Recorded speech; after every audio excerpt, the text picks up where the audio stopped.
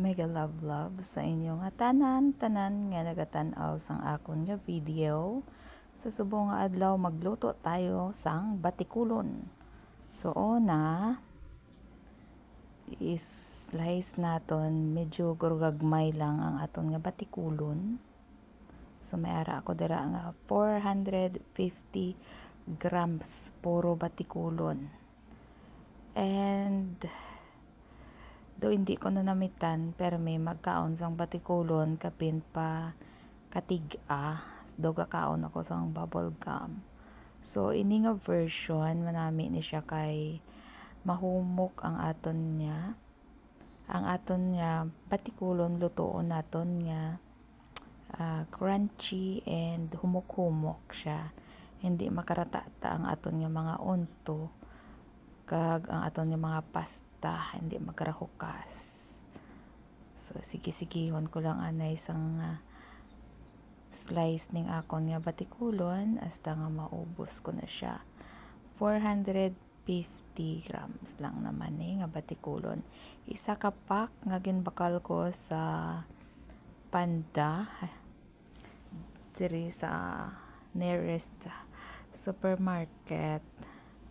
So, bali-dali na lang gid ko matapos kihad-kihad. So, hulat-hulatan nyo lang kay dali na lang gid ko matapos. Mga 10 minutes na lang kag matapos na nga akon kihad sang akon nga batikulon. Manami ni siya nga version guys kay nga nang ini nga pagluto magahumok kita sang aton nga batikulon. Pero hindi kita mabudlayan mag-usap-usap. Kay kung balaan nyo naman, manamit ang batikulon, pero ayawan ka sang ligon-ligon hasta nga mag-humok-humok siya sa imo nga baba. Ayan buta kadugay sa akon mag-slice-slice. So, natapos kinman salamat. So, may ari na kita sang gutay-gutay naton nga batikulon. Mayroon kita sang vinegar. So, amo na siyang una naton nga bubo dira.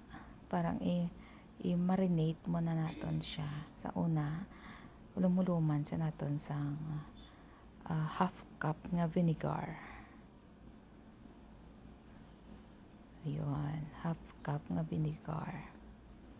Tapos, kumus-kumuso naton. Pareho sang kumus-kumuso naton sang mahinay lang. Pang nga daw nagakumos lang kita bala sang baba sang aton nga best friend. Oo nga aton palangga nga mga best friend nga daw damuhal na amo lang na pag kumos naton sang aton nga batikulon. Tapos may frozen ako nga kamatis. So ginbubuan ko lang siya sang hot water. So amo na ang akon nga pagluto.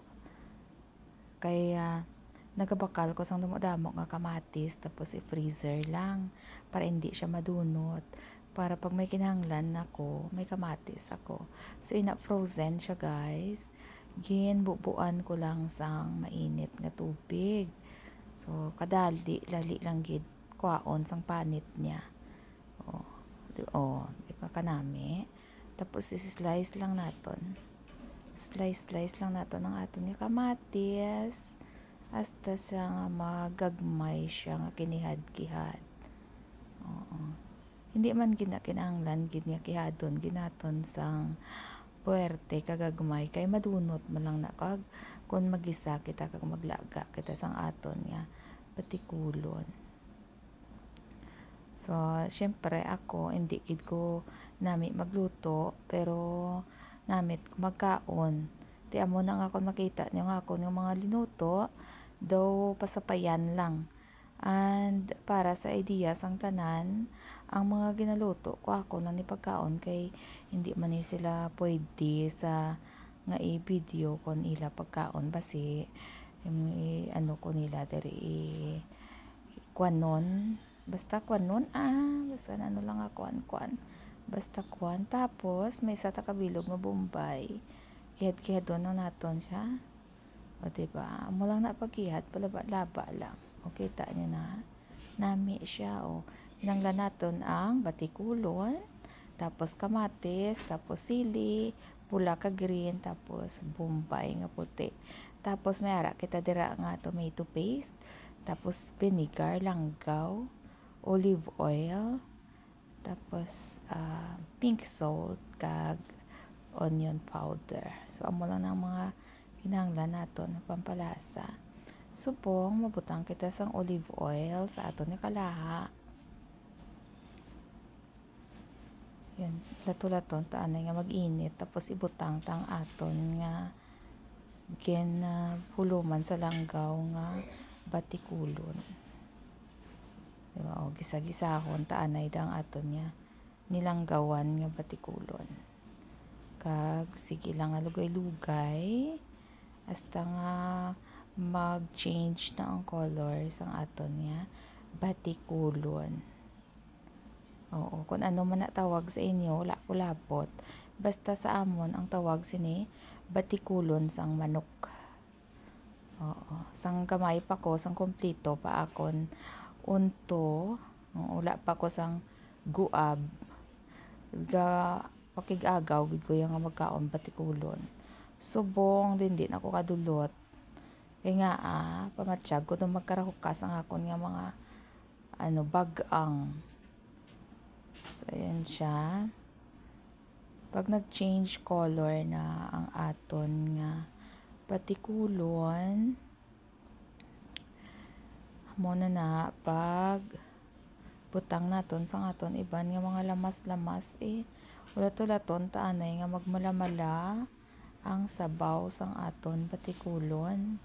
Tapos ara na medyo gamay-gamay na lang gid ang residue ba na, basta mo na sabaw-sabaw sang batikulon, ibutang na nato ng aton nga bombay.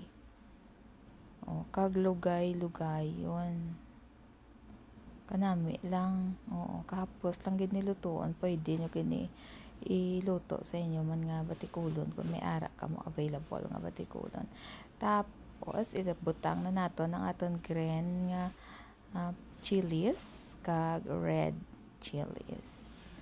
Okay, tapos ibutang na naton guys ang aton nga frozen nga kamatis nga ginpanitan. Amo na pagbutang naton dira, isa ka bilog gid na. Tapos ilugay-lugayon na naman naton hasta nga maluto ang aton nga mga ingredients. Diba, kita nyo, kasimple-simple lang gid lutuon sang batikulon.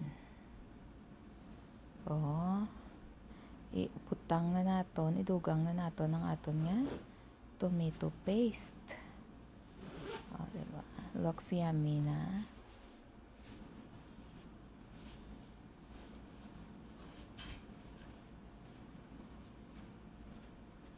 Diba, kanami lang.